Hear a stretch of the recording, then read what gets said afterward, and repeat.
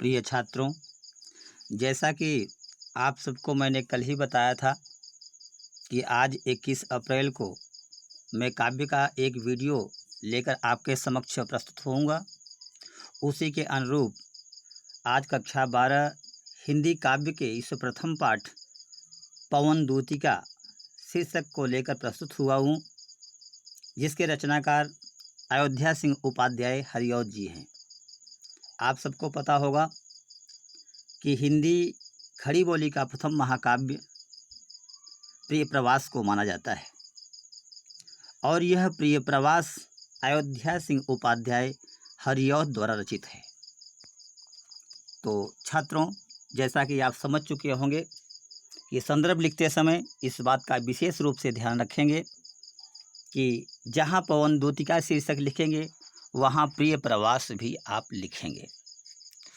तो चलते हैं आगे, देखते हैं कि इस पाठ को पढ़ाने से पहले हम कुछ बातों पर चर्चा कर लें जो इस पाठ से जुड़े प्रश्न प्रायः परीक्षाओं में पूछे जाते रहे हैं। जैसे कभी कभी तो इतना सरल प्रश्न आता है कि हरिऔध जी का पूरा नाम क्या है। हालांकि कुछ छात्र यह प्रश्न भी गलत करते हैं, लेकिन आप लोग ऐसी गलती नहीं करेंगे। तो निश्चित रूप से हरिऔध जी का पूरा नाम है अयोध्या सिंह उपाध्याय हरिऔध। अगला प्रश्न बन सकता है कि हरिऔध जी किस युग के प्रतिनिधि कवि हैं। तो आपको जानना चाहिए कि हरिऔध जी द्विवेदी युग के प्रतिनिधि कवि हैं। द्विवेदी युग, अच्छा, द्विवेदी युग का नाम आ गया तो अब ध्यान आया कि द्विवेदी युग का समय कब से कब तक माना जाता है। तो ये भी आपको ज्ञात होगा कि 1900 से लेकर 1922 तक। बिल्कुल सही। तो अगला प्रश्न बन सकता है कि हरिऔध जी कवि ही थे अथवा गद्य लेखक भी। ऐसा प्रश्न भी पूछा जा सकता है कि हरिऔध जी कवि ही थे अथवा गद्य लेखक भी। तो निश्चित रूप से आपका जवाब होना चाहिए दोनों थे, गद्य लेखक भी थे और काव्य लेखक भी थे।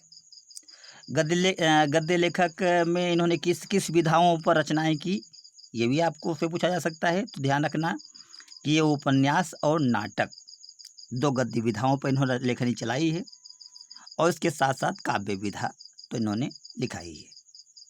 हरिऔध जी के दो उपन्यास हैं, एक है अधखिला फूल और दूसरा है ठेठ हिंदी का ठाठ। अगले प्रश्न पर अगर चर्चा करें तो इनकी नाटक विधा की रचना है रुक्मिणी परिणय। प्रायः पूछा जाता है, यह प्रश्न कर सकते हैं हम कि ये महत्वपूर्ण है, इम्पोर्टेंट दे देगा प्रश्न कि रुक्मिणी परिणय किस विधा की रचना है। तो किस विधा की रचना है? नाटक विधा की, ठीक है ना। या ऐसा पूछा जा सकता है कि रुक्मिणी परिणय के रचनाकार कौन है। तो कौन है? अयोध्या सिंह उपाध्याय हरिऔध। तो आगे आ जाएं, कुछ इनके काव्य के महत्वपूर्ण ग्रंथ हैं जिसको हमने कविता का रूप दिया है। तो ध्यानपूर्वक अगर इस कविता को 2 से 4 बार पढ़ेंगे तो अवश्य कंठस्थ हो जाएगी। तो कविता की लाइनें हैं, कक्षा 11 में भी मैं इसकी चर्चा करता रहा हूँ, पुनः मैं ध्यान दिला रहा हूँ आप लोगों को कि प्रिय प्रवास वैदेही वनवास, अचोखे चुभते चौप दे, रस कलश रुक्मिणी का परिणय, प्रेम प्रपंच हरिऔध के। तो इसमें इनकी प्रिय प्रवास एक रचना, वैदेही वनवास दूसरी रचना, चोखे चौपदे और चुभते चौपदे तो दो ये रचनाएं, तो दो 4 रचनाएं।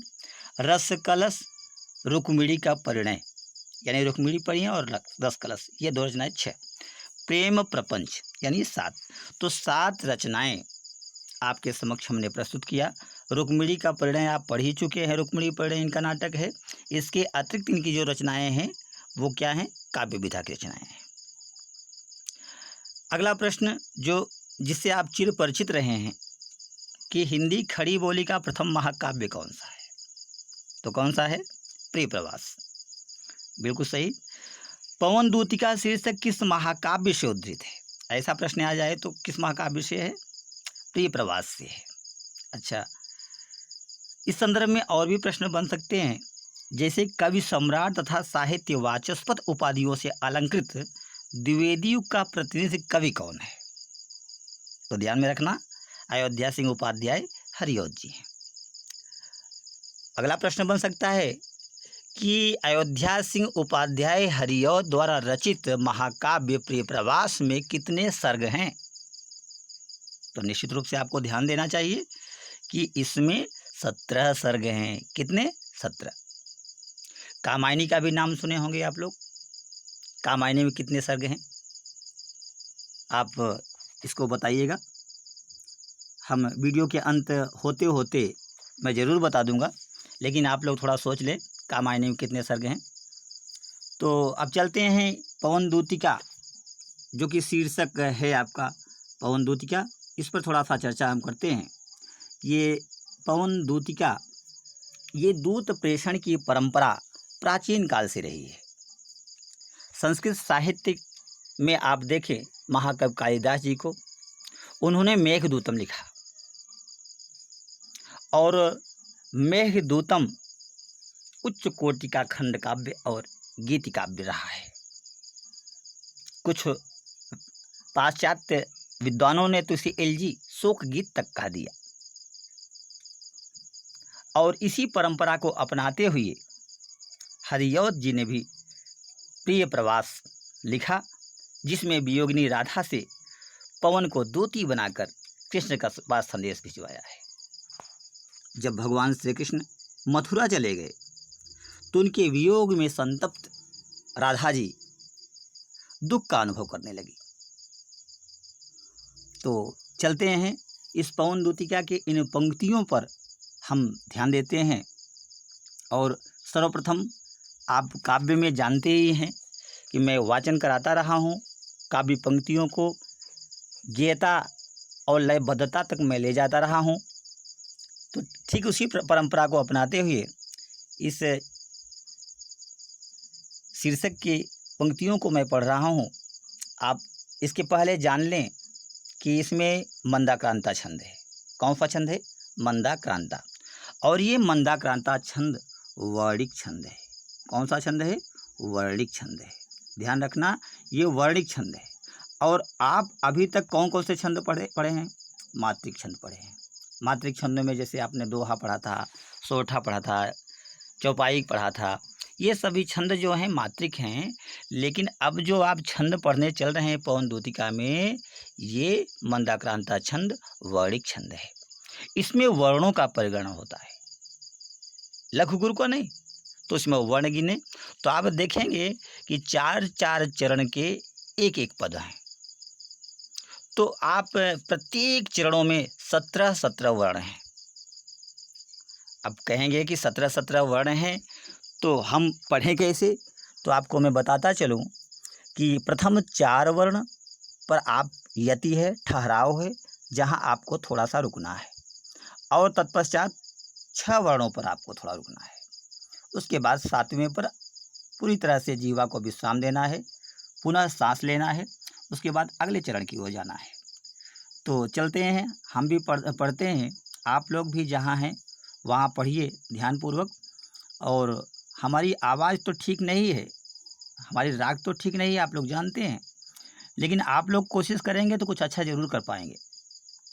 तो हम इसका वाचन करते हैं।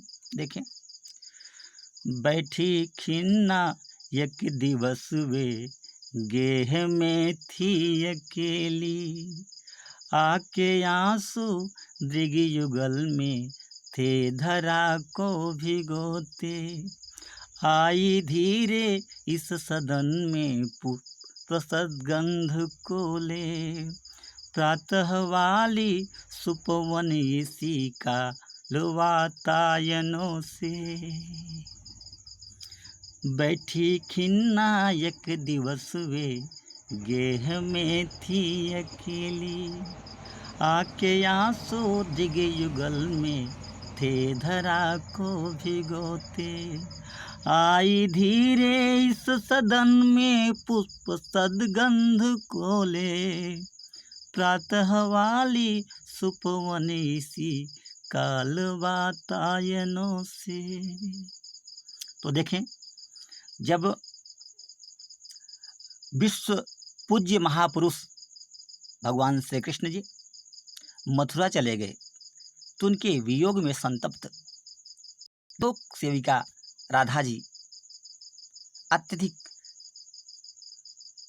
दुखी हो गई और वो दुख की अवस्थाओं का वर्णन यहाँ कवि कर रहा है। छात्रों, आप संकेत लिखने के बाद संदर्भ की बारी आती है तो सबसे पहले तो अगर मैं संदर्भ नहीं आप लोगों को बताता हूँ तो बेईमानी होगी। तो इस पद का संदर्भ कैसे लिखा जाए इस पर मैं चर्चा कर देता हूँ। वीडियो को स्किप मत कीजिएगा, धीरे धीरे आप इसको पॉज करके आप एक एक शब्द को लिखिएगा। संदर्भ इसका कैसे लिखना है, ध्यान देना है कि आप जान चुके हैं कि इन पंक्तियों में जितने पंक्तियां हैं सब में मंदाक्रांता छंद है। छंद का बदलाव नहीं होता, आप लोगों को पता होना चाहिए। ये महाकाव्य है और महाकाव्य में किसी भी छंद एक सर्ग तक लगातार चलता है और ये 15वें सर्ग में राधा जी के वियोगकालीन दशाओं का वर्णन हुआ है। तो निश्चित रूप से मंदाक्रांता छंद में यह सर्ग है तो पूरा का पूरा सर्ग ही मंदाक्रांता में है। इसमें छंद का परिवर्तन नहीं होना है, आप इस बात को विशेष तौर पर गांठ बांध लें। तो देखें संदर्भ, इसका संदर्भ लिखेंगे कि मंदाक्रांता छंद में निबद्ध प्रस्तुत काव्यांश हमारी पठित पाठ्य पुस्तक में संकलित पवन दूतिका नामक शीर्षक कविता से उद्धृत है, जो कि द्विवेदी युग के प्रतिनिधि कवि और लेखक अयोध्या सिंह उपाध्याय हरिऔध द्वारा रचित प्रिय प्रवास महाकाव्य से या में संकलित है। में करें, प्रिय प्रवास महाकाव्य में संकलित है या महाकाव्य से में संकलित है। ठीक है, ओके। तो प्रसंग आप आ जाएं तो प्रसंग आप इसका बनाना चाहिए आपको। इसका प्रसंग निश्चित रूप से प्रसंग इसका, तो प्रसंग में क्या करना है, प्रसंग में आपको देखना है कि ये कहाँ का निदर्शन कराता है। तो आपको लिखना चाहिए कि भगवान श्री कृष्ण के मथुरा चले जाने के बाद उनके वियोग में संतप्त राधा जी की दशा का मार्मिक वर्णन प्रस्तुत करते हुए कवि कह रहा है। जो उनके अंतर्मन में जो भाव हैं उन भावों की अभिव्यक्ति कवि दे रहा है। तो क्या कह रहा है, देखें। बैठी खिन्ना, खिन्ना खिन्न मन वाली राधा जी एक दिवस यानी एक दिन, गेह में, गेह माने घर, घर में थी, अकेली अकेली बैठी हुई थी। बहुत सरल है, अभिधा शब्द शक्ति है, तुरंत उन्हीं शब्द का अर्थ निकालना है, बस उन शब्दों को बैठाना है। तो खिन्न मन वाली ये विशेषण है, किसका विशेषण है, लोक सेविका राधा जी का। तो लोक सेविका राधा जी खिन्न मन वाली राधा जी एक दिन घर में अकेली बैठी हुई थी और नायक भगवान श्री कृष्ण के वियोग जन्य संताप के कारण उनके युगल माने जुड़वे, दृग माने नेत्र, उनके दोनों आंखों से आके आंसू निकल करके धरा को भिगोते, पृथ्वी को भिगोने का कार्य कर रहे थे। यानी वियोग जन्य संताप के कारण निरंतर उनकी दोनों आंखों से अश्रुस्रावित हो रहे थे। आई धीरे इस सदन में, सदन माने भी घर, इसी घर में पुष्प सदगंध को ले, यानी पुष्प की सुंदर सुगंध को लेकर के इस घर में धीरे से हौले गति से प्रातः वाली सुपवन, सुंदर प्रातःकालीन पवन इन काल वातायनों से उसी समय इस खिड़कियों से राधा के समक्ष प्रस्तुत हुई। देखें, खिन्न मन वाली राधा जी एक दिन अकेले भगवान श्री कृष्ण का चिंतन करते हुए घर में बैठी हुई थी और भगवान श्री कृष्ण के वियोग जन्य संताप के कारण उनके दोनों आँखों से अश्रु साबित हो रहे थे और पृथ्वी पर गिर रहे थे। उसी समय उस घर में पुष्प के सुंदर सुगंध को लेकर प्रातःकालीन पवन खिड़कियों के द्वारा उनके समक्ष प्रस्तुत हुई। देखा आपने, प्रस्तुत होना किसका कार्य है? मानव का। तो ये अगर हम चर्चा कर लें कि इसमें कौन सा अलंकार बना, तो निश्चित रूप से आपको पता होना चाहिए कि मानवीय क्रियाएं जब प्रकृति करती है तो वहाँ अलंकार होता है मानवीकरण। तो इसमें कौन सा अलंकार बना? मानवीकरण अलंकार। चलें, अब आपने देखा कि भगवान श्री कृष्ण के वियोग में संतप्त हैं कौन? लोक सेविका राधा जी। तो कौन सा रहस्य है भाई? मिलन तो एक न एक दिन होगा ही। वियोग श्रृंगार, करेक्ट, वियोग श्रृंगार। अच्छा, वियोग श्रृंगार में भी एक आनंद निहित होता है। तो चलें, वियोग श्रृंगार है तो इसमें गुण कौन सा है? तो आप लोगों को ध्यान में आ गया होगा कि इसमें माधुर्य मधुरता होती है, वियोग में भी और संयोग में भी। तो आपको बता दें कि यह अभिधा शब्द शक्ति है और अभिधा शब्द शक्ति के साथ ही साथ प्रसाद गुण जरूर आता है। तो प्रसाद एवं माधुर्य का मणिकांचन संयोग है।